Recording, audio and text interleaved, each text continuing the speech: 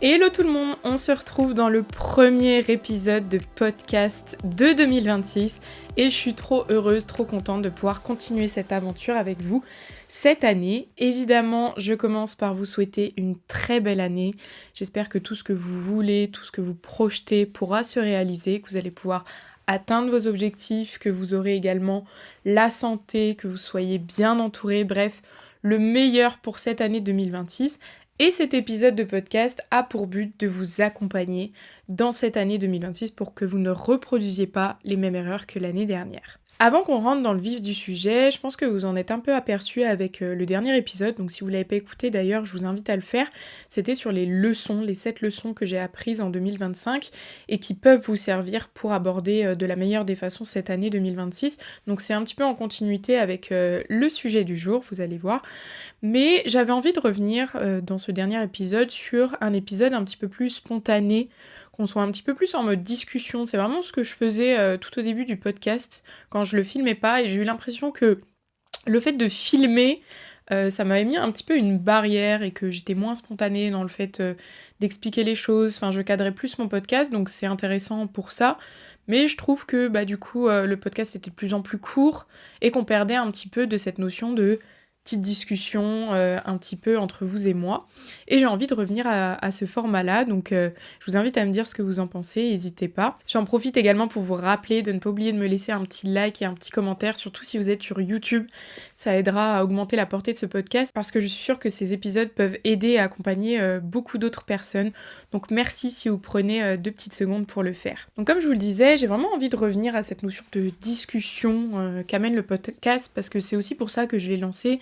C'est aussi ce qui m'attirait dans ce type de format. Et pour la petite anecdote, ceux qui me suivent sur Instagram l'ont peut-être suivi, je me suis mis à la course depuis pas très longtemps. Alors j'ai pas fait beaucoup de courses, je crois que j'en ai fait 4 pour l'instant. Mais pour une nana qui part de zéro, qui n'a pas de cardio, c'est déjà très bien. Et la semaine dernière, j'étais trop contente d'avoir fait mon premier 6 km de course. Et ce qui m'a motivée aussi à pouvoir faire ces 6 km, c'est que j'avais un podcast dans les oreilles. Et je me suis dit, écoute, tu t'arrêtes pas tant que le podcast n'est pas fini. Et ça m'a vraiment boostée, et c'est ce qui m'a permis de faire mes 6 km sans vraiment les sentir, alors que, comme je vous disais, je partais de zéro. Et du coup, je me suis dit, moi aussi, j'ai envie de rallonger un petit peu mes épisodes de podcast pour que ceux qui courent, ou même ceux qui font leur step, puissent se dire un peu la même chose, et que ça les pousse également à faire un petit peu plus que ce qu'ils auraient peut-être prévu en se disant je termine l'épisode et je m'arrêterai à ce moment-là. Donc voilà un petit peu le contexte du podcast et ce qui vous attend pour cette année 2026, même s'il y a encore pas mal de petites choses qui vont se remettre en place. Concernant l'épisode du jour, le but ça va être de vous accompagner pour le début de votre année 2026. Parce que très souvent, on fait l'erreur de partir un peu fort, un peu vite, et dans cet épisode j'ai envie de vous partager ce qui selon moi est la clé d'une bonne année 2026, ce qui va vous permettre d'atteindre vos objectifs sans pour autant vous mettre de la pression, sans pour autant cramer votre énergie. On va revenir sur toutes ces notions-là. C'est vrai que quand on arrive au mois de janvier, quand on arrive au 1er janvier, on débute une nouvelle année et ça donne vraiment une impression qu'on clôture 2025 pour vraiment basculer dans l'année 2026. Et ça, c'est plutôt bien parce que c'est ce qui permet de faire aussi un petit peu l'introspection de notre année précédente, de ce qui a été, de ce qui a moins été, pour pouvoir s'en servir pour l'année d'après. Mais ça peut être aussi un petit peu piège parce que on repart avec une énergie folle, et ça c'est bien parce qu'on va pouvoir l'utiliser pour mettre des choses en place, mais on peut très vite cramer son énergie, alors que si on voit plutôt l'année 2026 comme la continuité de celle de 2025, là on peut faire les choses un petit peu plus fluidement et ne pas cramer son énergie. Donc on va revenir sur le premier point que je vous ai abordé. Le passage à l'année suivante, c'est l'occasion de faire son introspection 2025. Et ça, je vous invite à la faire pour plusieurs raisons et sur plusieurs points. C'est parce que c'est ce qui va vous permettre effectivement d'avancer, c'est ce qui va vous permettre aussi de vous rappeler de ce que vous avez fait, que ce soit positif ou négatif, mais dans tous les cas, ça va vous servir. Moi, je sais que j'adore faire ce travail-là, parce que très souvent, on oublie peut-être les choses positives qu'on a vécues cette année. On se dit, quand on reprend son vision board, mon vision board qui est, vous ne le voyez pas, mais encore au-dessus, j'ai pas fait le nouveau, mais on le reprend et on se dit, purée, j'ai pas tout coché, je pensais pas en être là, et on peut être un petit peu déçu de ce qu'on a fait cette année.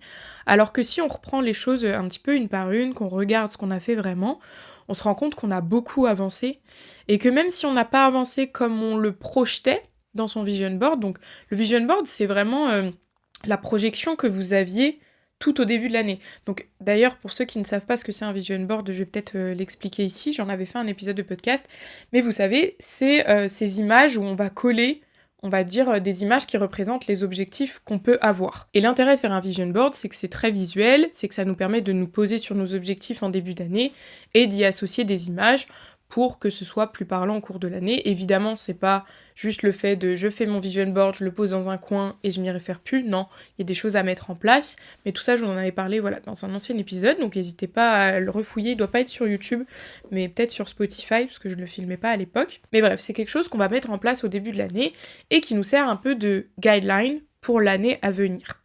Et pourquoi je vous expliquais ça ? Parce que, en fait, ce vision board, c'est votre vision au début de l'année à un instant T. Et le fait de ne pas accomplir tout ce qu'il y a dans votre vision board, c'est pas négatif, c'est pas que vous avez merdé cette année, mais c'est peut-être aussi que vous avez changé de vision.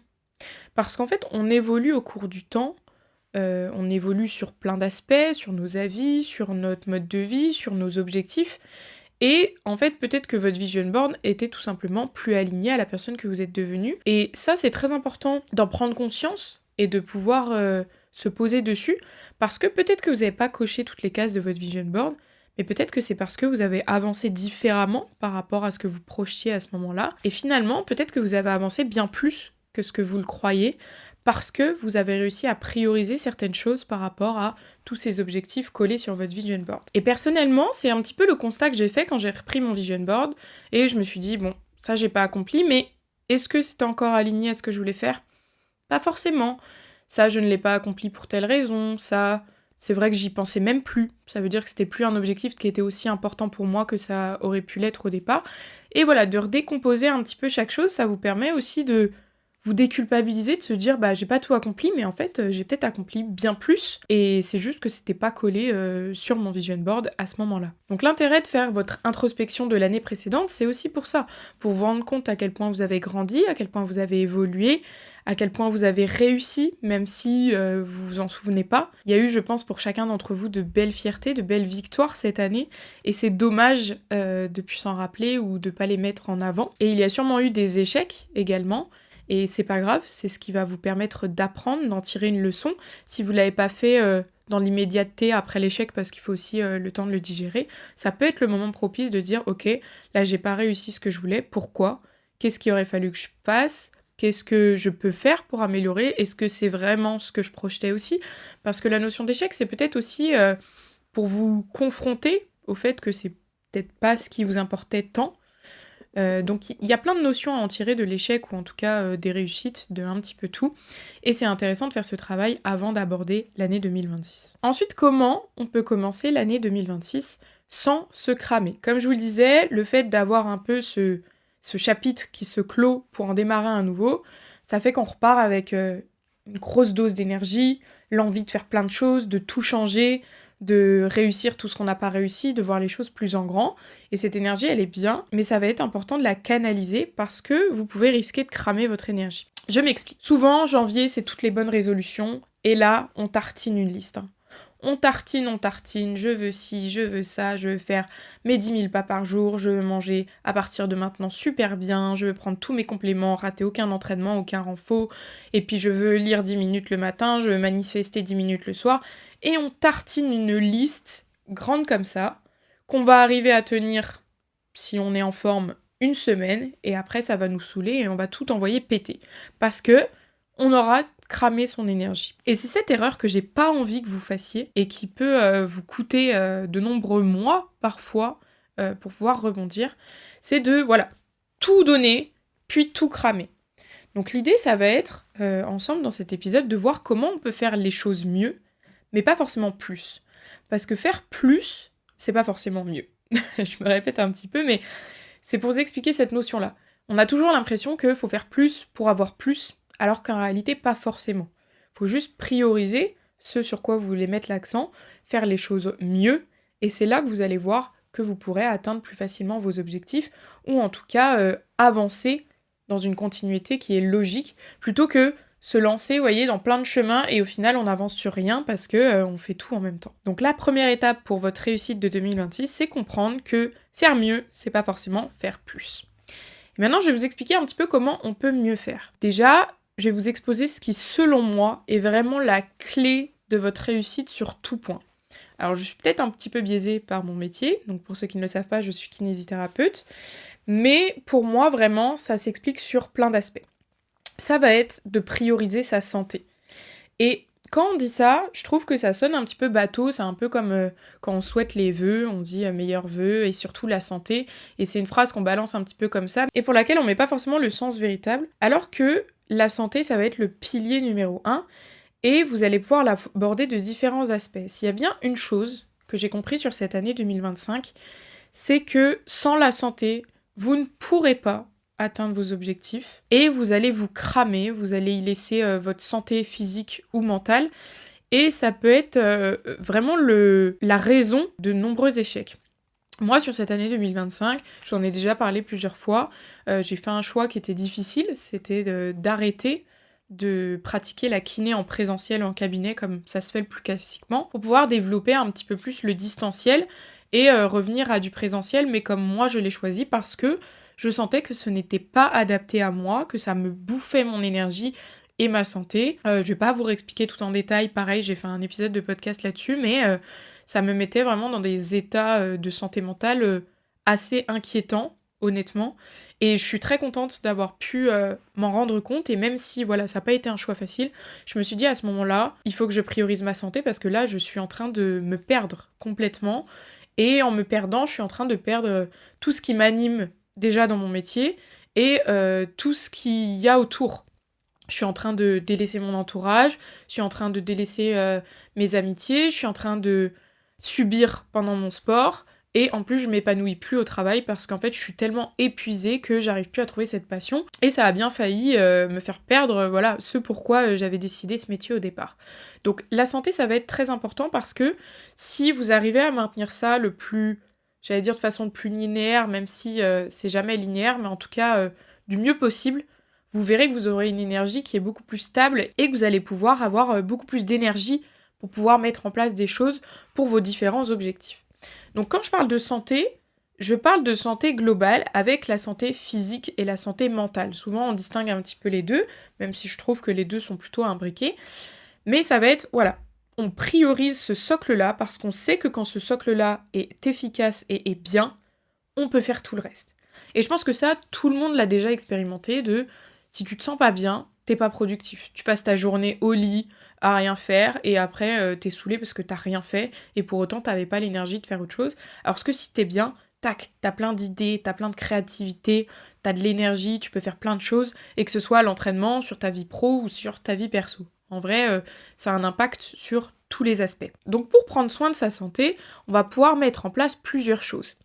Moi, je vais vous exposer ce qui, selon moi, est le plus important. Et encore une fois, par rapport à ce que je vous ai expliqué juste avant, le but, c'est pas d'ajouter 10 milliards de trucs, pareil, en se disant « il faut que je priorise ma santé », mais au final, se stresser avec ça, se rajouter 10 000 contraintes qu'on n'arrive pas à tenir, et au final, on explose, et ça a l'effet inverse. Pour moi, ce que vous pouvez mettre en place assez facilement, qui va vous demander le moins d'efforts possible, ça va être une routine de complément. Donc, on sait que pour instaurer une routine de complément, il faut déjà passer par l'alimentation, etc. Et ça, effectivement, c'est ultra important. Ça va vous permettre de voir ce qui vous manque. Mais je veux dire, déjà, le travail de l'alimentation, ça demande une énergie, de mettre ça en place. Et je pense que dans tous les cas, ceux qui m'écoutent, vous avez plus ou moins déjà une base au niveau de l'alimentation, j'espère, vous me direz si je me trompe, mais je pense que vous êtes assez soucieux de tout ce qui est performance et santé, et que, bon, je pense que votre alimentation n'est pas complètement en vrille. Si c'est le cas, pas de jugement, c'est pas grave non plus. Vous allez pouvoir également agir là-dessus. Mais voilà, instaurer des choses progressivement. Donc, si votre alimentation n'est pas carrée, essayez juste déjà d'instaurer plus d'aliments bruts et de basculer plus vers le brut. On en avait parlé dans l'épisode avec Lise, c'était hyper intéressant et c'est ce qu'elle conseillait dans un premier temps, c'était de limiter tout ce qui est ultra transformé et de revenir vraiment vers du brut. Donc vous pouvez mettre en place ça, donc voilà, si vous avez déjà un petit axe d'amélioration au niveau de l'alimentation, vous pouvez prioriser le brut. Moi je vous parlais des compléments parce que, comme je vous disais, là pour moi, vous avez aucun effort à faire. Le seul effort à faire au départ, ça va être de bien identifier les compléments qui vont être importants pour vous, et après, juste penser à les manger le matin. Et déjà, vous avez fait une action pour votre santé qui vous a coûté quasiment rien en termes d'énergie. C'est pour ça que je vous dis que pour moi, ça peut être ultra intéressant de mettre ça en place là pour l'année 2026, parce que c'est la chose la plus simple à mettre en place. Donc si je peux un peu vous conseiller par rapport à cette routine de compléments, le but c'est pas d'avaler 10 milliards de cachets, mais plutôt de prioriser ce qui va être important. Moi en tant que kiné et athlète, je vais vous dire ce que je vous recommande comme essentiel, et évidemment il y a plein d'autres petites choses annexes qu'on peut prendre en plus pour pouvoir améliorer certaines choses, mais on va dire c'est moins prioritaire. Déjà la priorité, si vous faites un sport de force, créatine. Créatine, c'est le complément qui est le plus prouvé, qui vous apporte un gain en force, un gain en masse musculaire, ça a un intérêt aussi sur la mémoire, enfin sur plein d'aspects. Donc j'ai du mal à concevoir que tu fasses de la force et que tu prennes pas de créatine. Donc voilà, si tu veux prendre un seul complément, déjà prends de la créatine. Le deuxième complément, et je vais plutôt dire les deux compléments suivants parce que je trouve qu'ils vont un peu ensemble et en cette période, ça va être oméga 3 et vitamine D. Oméga 3, on en consomme pas assez dans l'alimentation, c'est très peu probable que tu aies tes apports. Ça concerne tout le monde, j'ai envie de dire. Alors à moins que tu manges beaucoup de poissons, beaucoup de tout ce qui est poisson gras, d'oléagineux, etc. Peut-être que tu as un apport, mais souvent, même en consommant un peu, on est très loin des apports qui pourraient être intéressants pour le boost d'immunité.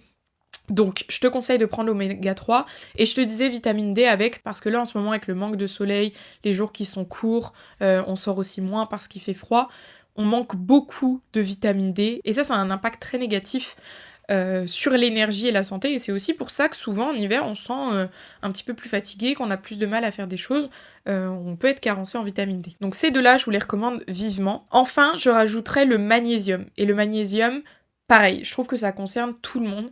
C'est un complément qui vous permet de mieux dormir et mieux récupérer. Donc ça va agir sur votre qualité de sommeil, mais également sur la récupération nerveuse et musculaire. Donc encore une fois, récupération nerveuse, c'est ce qui est le plus important dans les sports de force, et récupération musculaire, c'est très intéressant aussi, mais ça peut s'adapter à d'autres sports comme le bodybuilding ou des sports moins dépendants du système nerveux.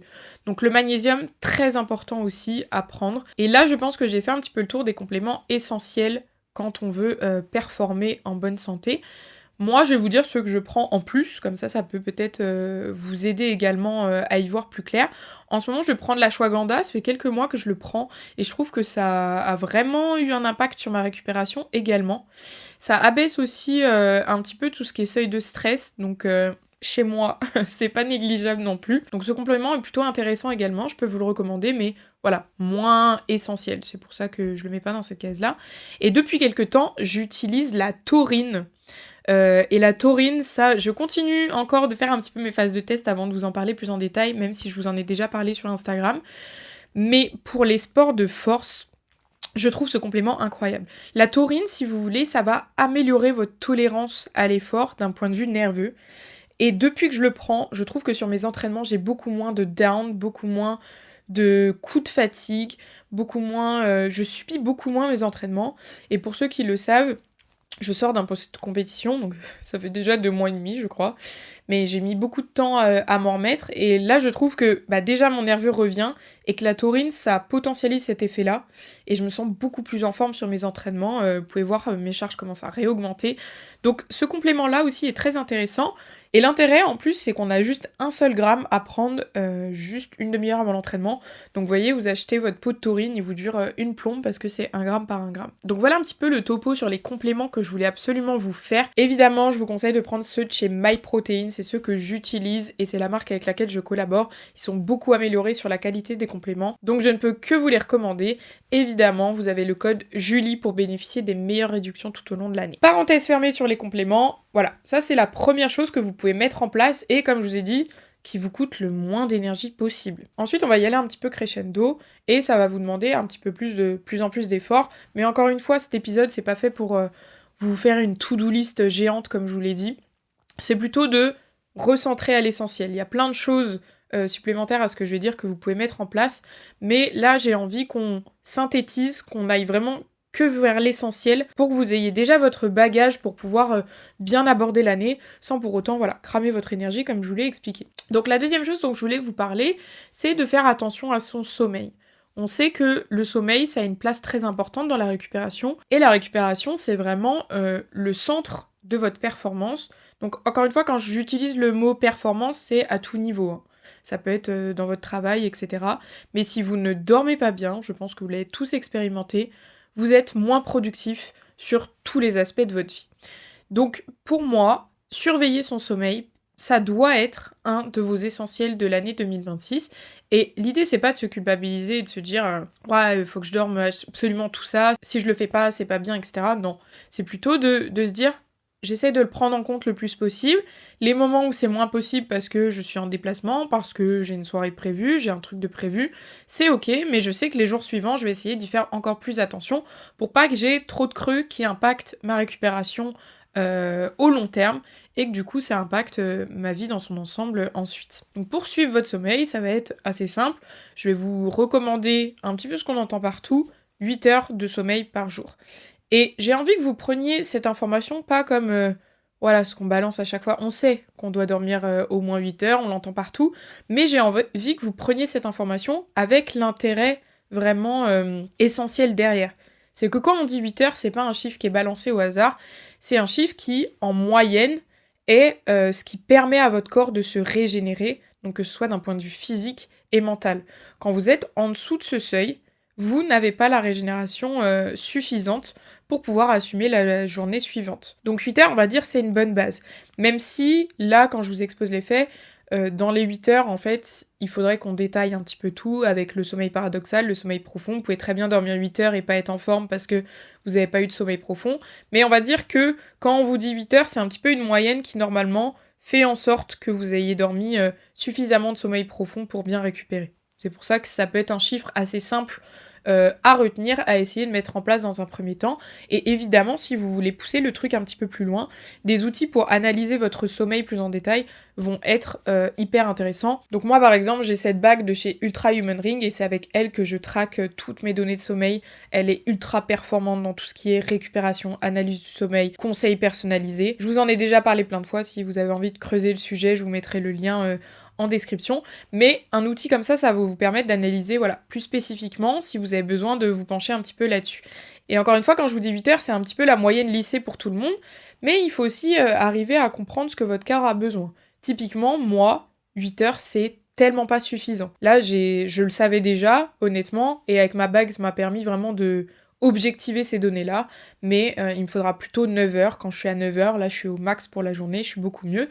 Et il y a d'autres gens, à l'inverse, où 7 heures, 6 heures, ça peut suffire à se régénérer. Le tout, c'est de comprendre ce qui marche pour vous et d'essayer d'appliquer ça le plus souvent possible pour pouvoir prendre soin de sa récupération. La troisième et dernière chose que j'ai envie que vous mettiez en place pour prendre soin de votre santé et bien démarrer cette année 2026, ça va être de bouger plus. Bouger plus parce que très souvent, quand on fait du sport, on a l'impression que on est sportif. Oui, on est sportif, mais qu'on est actif alors que c'est pas forcément le cas.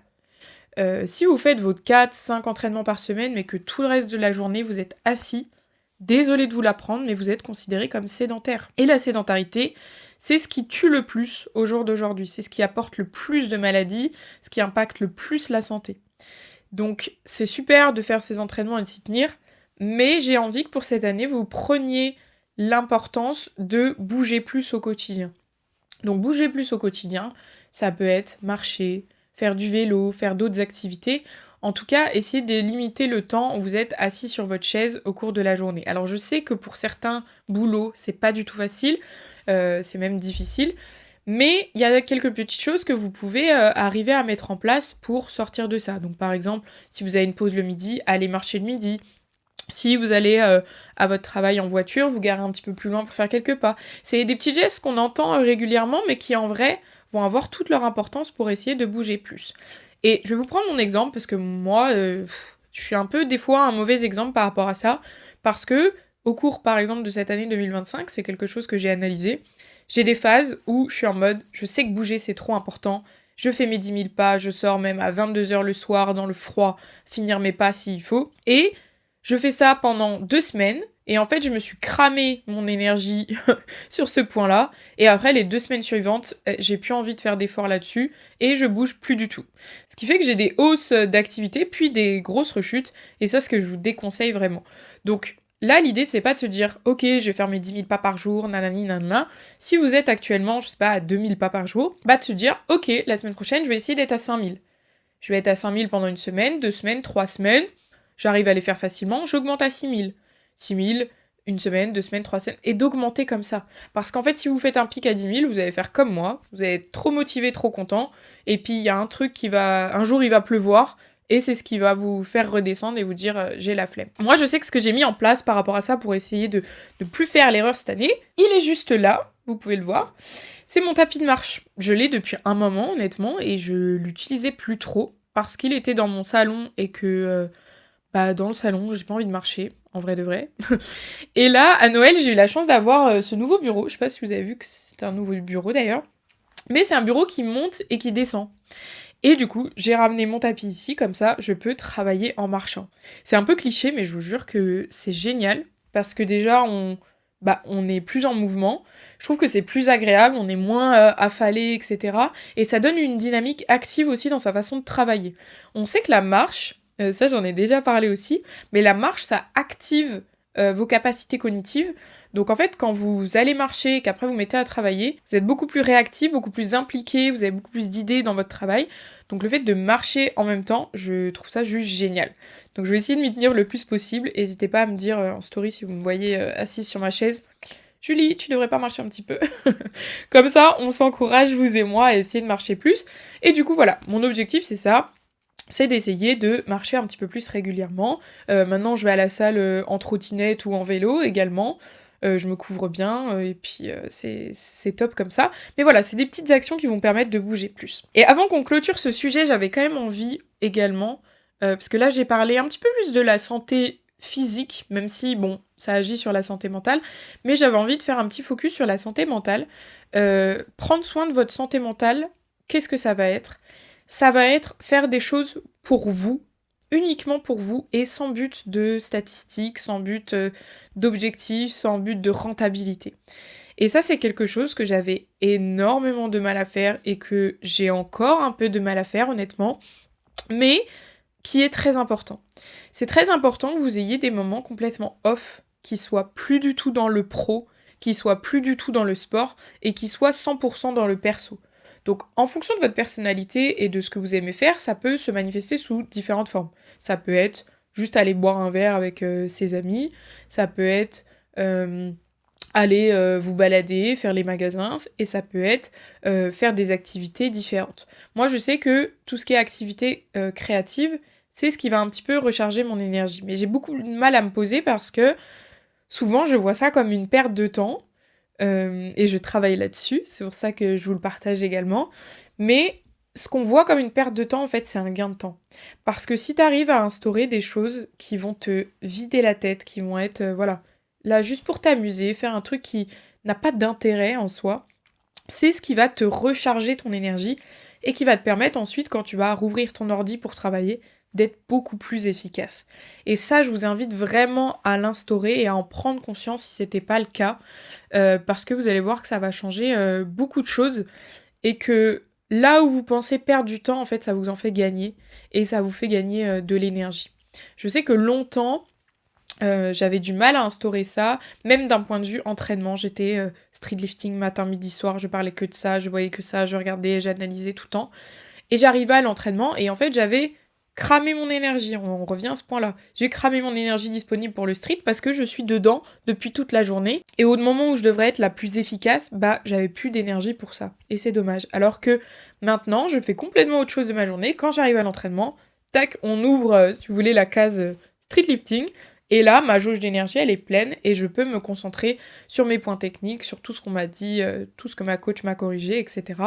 Sans, avoir une baisse d'énergie. Donc ça, je vous invite vraiment à le faire et vous pouvez faire plein d'activités différentes. Là, actuellement, je me suis mis un petit peu au coloriage. C'est les cozy coloriages, je sais pas si vous connaissez. C'est très moche pour l'instant. Je l'ai partagé dans le canal l'autre jour en étant grave fière. Et puis j'ai regardé le truc, je me suis dit, bon, c'était pas ouf. Mais voilà, on débute tous par quelque chose. Et c'est comme ça aussi qu'on progresse. Et mine de rien, c'est un petit peu aussi ce que je fais avec la course. Je m'en rends compte là en vous l'expliquant. C'est que la course, j'ai pas d'objectif de marathon, j'ai pas d'objectif d'Aerox ou de quoi que ce soit. J'ai juste envie de courir et d'améliorer mes capacités par rapport à moi-même. Et ce qui est génial quand on débute un truc, c'est que la marge de progression, elle est énorme et c'est trop agréable. Donc voilà, je vous invite à mettre en place ça. On a fini pour tout ce que je voulais vous dire à propos de prendre soin de sa santé pour 2026. Donc on récapitule, vous me trouvez votre routine de compléments alimentaires, vous me surveillez votre sommeil, vous bougez plus, vous prenez soin de votre santé en faisant des activités. Et si vous arrivez déjà à mettre en place ces 4 choses, je vous jure que tout le reste va beaucoup mieux couler et vous allez être beaucoup plus performant dans vos objectifs. Dans les conseils que je vous ai donnés, j'ai volontairement pas abordé tout ce qui est optimisation de l'entraînement parce que vous l'aurez compris avec cet épisode, pour moi, c'est pas la priorité. Si vous vous focalisez là-dessus, vous risquez de mettre de côté le plus important et j'avais envie avec cet épisode de vous faire comprendre que faire plus, c'est pas forcément faire mieux et que si on se concentre sur le mieux, petit à petit, on va pouvoir instaurer des choses qui vont nous permettre d'être plus productifs dans l'entraînement, si c'est votre objectif principal, ou dans d'autres aspects pour vos objectifs. Mais je voulais quand même qu'on aborde un point très important, parce que si vous m'écoutez, je pense que vous êtes un sportif investi dans votre pratique sportive, et probablement que vous faites des compétitions, ou que vous avez objectif de ça. Et je voulais vraiment vous faire comprendre la distinction entre s'entraîner pour une compétition et s'entraîner pour une performance durable. Dans la vie d'un sportif, pour moi, si vous avez envie de faire des compétitions, encore une fois, ça peut être pas du tout un objectif et c'est complètement ok et il n'y a pas de mal à ça. Mais on va dire que si vous avez objectif de compétition, c'est très important de comprendre ces deux notions et de les faire s'imbriquer pour évoluer. C'est-à-dire que vous n'allez pas pouvoir vous entraîner toute l'année comme si vous étiez en prépa compétition. Et vous n'allez pas pouvoir vous entraîner toute l'année comme si vous étiez en mode performance durable. Le but, c'est de faire un petit peu concorder les deux et de prioriser un coup l'un, un coup l'autre. Parce que quand on rentre dans une prépa compétition, même si moi, avec tous les conseils que je vous donne au quotidien, tout ce que je peux vous donner comme tips sur Instagram ou même dans ce podcast, quand on est en prépa, on est obligé de descendre un petit peu le curseur santé pour augmenter le curseur performance. On va dire que toute l'année, le but, c'est de faire coïncider les deux, mais en prépa, il y a un petit déséquilibre qui se fait et c'est normal parce qu'on va chercher au fond de ce qu'on est pour pouvoir ressortir le meilleur de nous et de notre performance. Et c'est la loi, on va dire, un peu de la compétition, parce que si on fait pas ça, tout le monde le fait et on risque d'être peut-être un petit peu en retard. Mais par contre, c'est très important, quand vous n'êtes plus dans cette période-là, de, rehausser le curseur santé, pour évoluer vers une performance durable et ne pas cramer son nerveux. Et ça, j'avais envie d'insister là-dessus parce que je vois encore trop d'athlètes qui s'entraînent toute l'année, presque comme s'ils étaient en prépa et qui finissent par cracher. Et si c'est ton cas, si tu m'écoutes et que tu as eu à un moment donné où tu as complètement craché nerveusement, où tu as eu envie de tout arrêter, où tu as peut-être tout arrêté, tu es passé à autre chose, c'est peut-être à cause de ça. Et c'est pour ça que c'est aussi très important d'être accompagné parce que si on vous le dit pas, vous pouvez pas le savoir. Je sais que moi, quand j'ai débuté ma pratique, j'avais envie d'envoyer tout le temps des grosses charges, toute l'année, etc. Et j'ai appris cette notion de fatigue nerveuse, cette notion de récupération plus importante que pour un autre sport où la fatigue musculaire, on va dire, on récupère beaucoup plus vite. Donc c'est très important que vous le compreniez et que vous mettiez en place cet équilibre au cours de votre année pour pouvoir vous entraîner de façon plus adéquate. Et voilà, quand on est en phase de prépa performance, on est ok, on sait qu'on va tirer un petit peu plus sur la corde. Ça veut pas dire qu'on doit délaisser tous les éléments que je vous ai dit avant. Au contraire, on doit même les maintenir plus coûte que coûte parce qu'on sait que d'un point de vue entraînement, on va tirer un petit peu plus fort sur la corde. Et par contre, quand on bascule vers le côté performance durable, là on prend le temps de faire les choses un petit peu mieux, de moins charger comme un bourrin, de mettre en place de la préhab, de la réhab si nécessaire, et de prendre un peu plus le temps de faire bien les choses. Donc j'espère que vous prenez bien conscience de ça, et si vous voulez, je ferai peut-être un épisode. J'ai hésité en vrai à faire un épisode dessus, vous me direz ce que vous en pensez, sur le fait de justement un petit peu cramer son nerveux. Je trouve que sans tirer un peu la balle sur les autres, etc., je trouve qu'il y a quand même beaucoup de coachs qui n'ont pas forcément cette notion-là et que je vois cramer complètement leurs athlètes et ça me fait mal au cœur parce que ça pourrait être évité. Donc ça peut être intéressant qu'on fasse un épisode autour de repérer les signes, comment adapter pour que je puisse déjà vous donner des clés en tant que coach et kiné sur comment vous pouvez gérer vos athlètes ou si vous êtes athlète, comment vous pouvez repérer vous aussi les signes et peut-être vous dire là c'est un signal d'alerte, il faut que je diminue un petit peu la cadence, sinon je vais exploser. On arrive à la fin de cet épisode, j'espère qu'il vous a plu. Je voulais vraiment qu'on mette l'accent sur le faire mieux et pas plus, pour pas que vous vous mettiez dans une dynamique de vouloir trop faire d'un coup pour cette année 2026. C'est très important que vous voyez l'année 2026 comme la succession de 2025, comme la suite de ce que vous êtes en train de construire depuis quelques mois. C'est juste, on va dire, l'occasion de faire le point sur l'année précédente pour en tirer le meilleur, pour continuer vers ce qui allait bien, pour adapter vers ce qui allait un petit peu moins bien, d'en tirer des leçons et de du coup changer quelques petites choses pour l'année 2026. Mais s'il vous plaît, ne cramez pas toute votre énergie en janvier. J'ai envie de vous voir en pleine forme toute l'année, que ce soit en janvier, février, mars, avril, jusqu'à septembre, jusqu'à décembre prochain, parce que vous aurez écouté votre corps avant tout, parce que vous aurez fait les choses mieux et pas plus. Donc j'espère que cet épisode vous aura plu. Encore une fois, je vous invite à laisser un petit like, un petit commentaire si ça vous a plu, ça m'encourage vraiment à continuer le podcast. Et n'hésitez pas à me faire des retours, même en DM, ça me fait toujours très plaisir. Je vous fais des gros bisous et je vous dis à la semaine prochaine pour un nouvel épisode. Bye bye!